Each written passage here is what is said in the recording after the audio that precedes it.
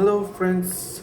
I'm back again with another quick reading session of my book, Sight Please 8 Days of Mumbai Madness. So, once again, for those of you who may not have watched the previous video, here's a look again at what Sight Please looks like.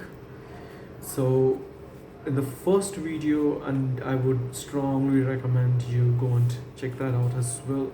In the first video, I read a passage that describes what it is like to get onto the Mumbai local trains. In this one, we are going to have a look at what driving through the city is like, and that's when you will come to know why so many people like to use the local train in spite of how impossibly crowded it is. So here we go. Shailesh connected his phone via USB to the car speakers and let the music play.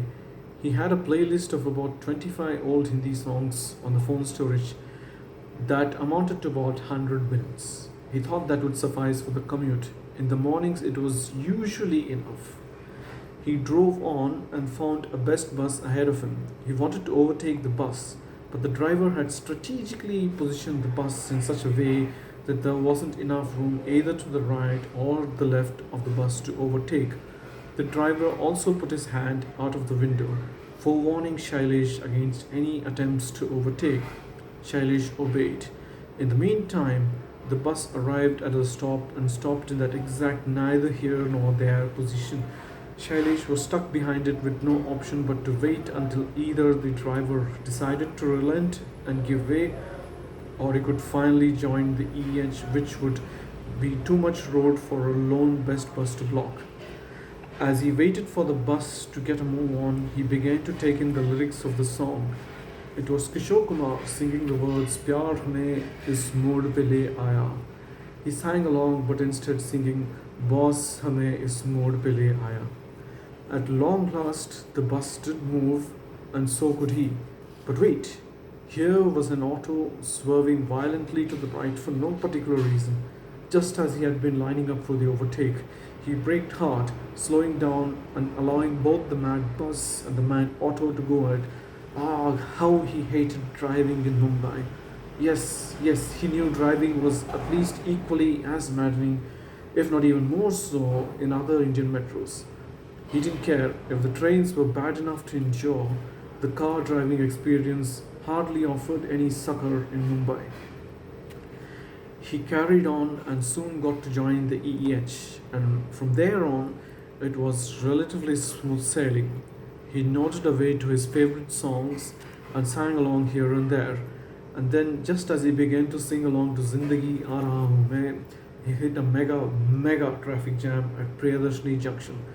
He sang traffic में फंस गया हूँ मैं and shook his head in frustration. After inching on half clutch for 10 minutes, he could finally get a move on. He drove on towards Sion and moved to the right lane, ready to climb up the Chunabati BKC flyover. As he approached the mouth of the flyover, a rickety old Premier Padmini, one of the rare privately owned ones still plying on the streets, sped past him from the left and cut in just in time to avoid crashing into the flyover wall. Kishore sang "Ye kya hua, kaise hua." Shailesh said dryly, "Ab kya sunaye?" and dragged the USB cable out of the stereo. He had quite enough of the music, the traffic, really. So yes, that is actually, I would say that some of my driving experiences in Mumbai rush hour were 10 times worse than this.